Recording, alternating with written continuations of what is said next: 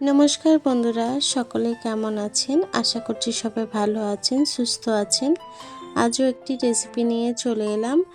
আজ একদমই juicy mutton recipe নিয়ে চলে এলাম। চলুন তাহলে রেসিপিটি শুরু করা যাক। তার আগে রেসিপিটি যদি ভালো লেগে থাকে চ্যানেলটিকে সাবস্ক্রাইব করতে ভুলবেন না। চলুন তাহলে রেসিপিটি শুরু করা যাক। রান্নাটি করার জন্য প্রথমে একটি প্রেসার কুকার বসিয়ে নিয়েছি। মাটনটিকে সুন্দর করে ধুয়ে নিয়েছি। এখন দিয়ে দেবো একটু হলুদ গুঁড়ো 1 চা চামচ, দিয়ে দেবো সামান্য একটু নুন, দিয়ে দেবো সামান্য একটু লঙ্কার গুঁড়ো, দেবো একটু সর্ষের তেল।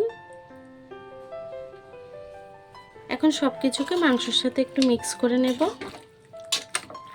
আমি কিন্তু এই মাংসের মধ্যে কোনো রকম জল অ্যাড করব না। খুব ভালোভাবে একটু মিশিয়ে নিয়েছি। এখন ঢাকনাটিকে আটকে আমি সিটি দিয়ে নেব। 3 থেকে 4টে সিটি দিয়ে নামিয়ে নেব।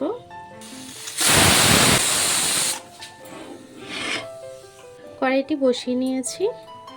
কড়াইটি গরম হয়ে গেছে, তেল দিয়ে দেব। রান্নাটি আমি সর্ষের তেলেই করব।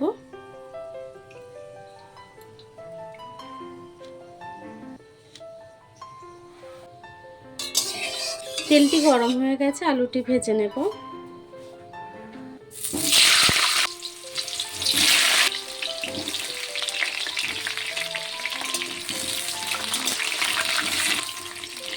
আলুটিকে একটু নেড়ে ছেড়ে নিয়েছি। এখন একটু নুন হলুদ দিয়ে দেবো। প্রথমে নুন হলুদটা দিলে আলুটি লেগে যায়, তার জন্য আমি একটু নেড়ে ছেড়ে আলুর মধ্যে নুন হলুদটা অ্যাড করি। দিয়ে দেবো একটু নুন। এখন আলুটিকে আরও কিছুক্ষণ ভেজে নেব। আলুটি ভাজা হয়ে গেছে, এখন নামিয়ে নেব।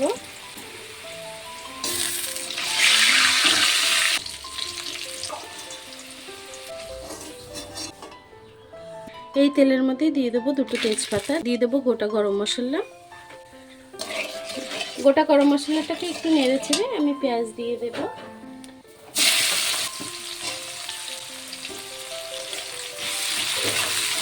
পেঁয়াজটিকে একটু নরম করে আমি ভেজে নেব। পেঁয়াজটিকে দিয়ে আমি একটু নেড়ে ছেড়ে নিয়েছি। এখন নুন দিয়ে দেব। দিয়ে দেবো স্বাদ মতো নুন। আমি মাংসের মধ্যেও নুন দিয়েছিলাম, সেই হিসেবে নুনটি অ্যাড করবেন। নুনটিকে দিয়ে পেঁয়াজটিকে কিছুক্ষণ ভেজে নেব। পেঁয়াজটি একটু নরম হয়ে এসেছে, এখন বাকি মশলাটি অ্যাড করব।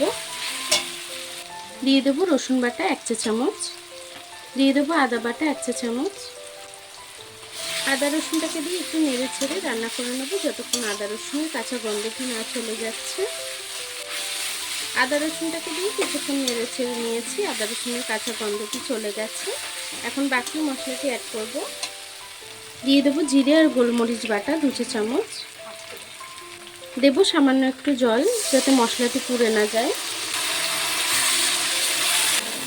এখন বাকি গুঁড়ো মশলাটিও দিয়ে দেব ঝাল লঙ্কার গুঁড়ো। যতটা ঝাল পছন্দ করেন সেই অনুযায়ী অ্যাড করবেন। দিয়ে দেব হলুদ গুঁড়ো।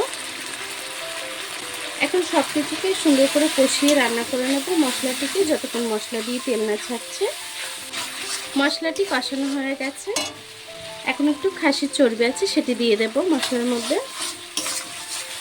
দিয়ে আরও 1-2 মিনিট এভাবে নেড়ে ছেড়ে আমি মাংসটি দিয়ে দেব।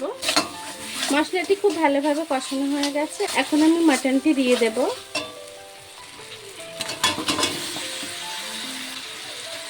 মাটনটিকে দিয়ে মশলার সাথে খুব ভালোভাবে কষিয়ে কিছুক্ষণ রান্না করে নেব।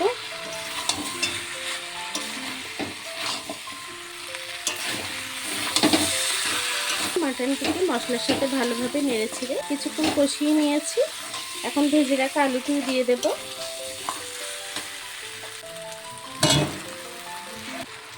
আলু আর মাংসটিকে খুব ভালোভাবে কষিয়ে কিছুক্ষণ রান্না করে নেব। আলু আর মাটনটি খুব সুন্দরভাবে কষানো হয়ে গেছে। এখন আমি জল দিয়ে দেব।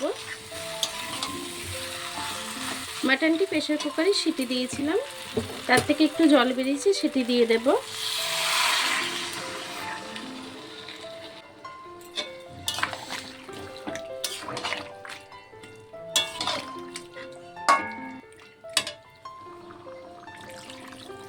আরও কিছুটা জল দিয়ে দিচ্ছি, যতটা ঝোল রাখবেন সে অনুযায়ী জলটি অ্যাড করবেন। জলটিকে দিয়ে আবারও একটু মাংসটি নেড়ে চেড়ে দেব।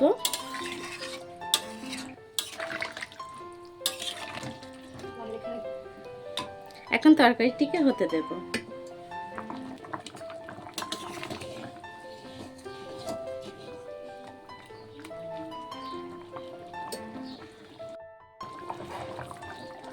দেখুন বন্ধুরা, তরকারিটি কিন্তু হয়ে গেছে, ঝোলটা অনেকটাই টেনে এসছে। এখন আমি গরম মশলা দিয়ে দেব একটু, 1 চামচ মতো গরম মশলা বাটা দিয়ে দেব, শিলপাটায় বেটে নিয়েছি।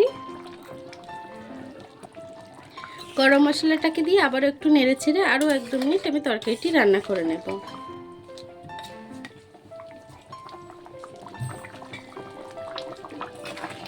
আরও কিছুক্ষণ রান্না করে নিয়েছি, এখন আমি গ্যাসটি বন্ধ করে দেব। তরকারিটিকে এখন নামিয়ে নেব।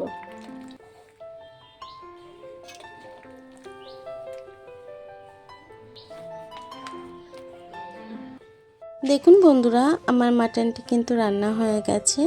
কতটা সুন্দর হয়েছে দেখে হয়তো বুঝতে পারছেন, খেতেও কিন্তু অসাধারণ হয়েছিল।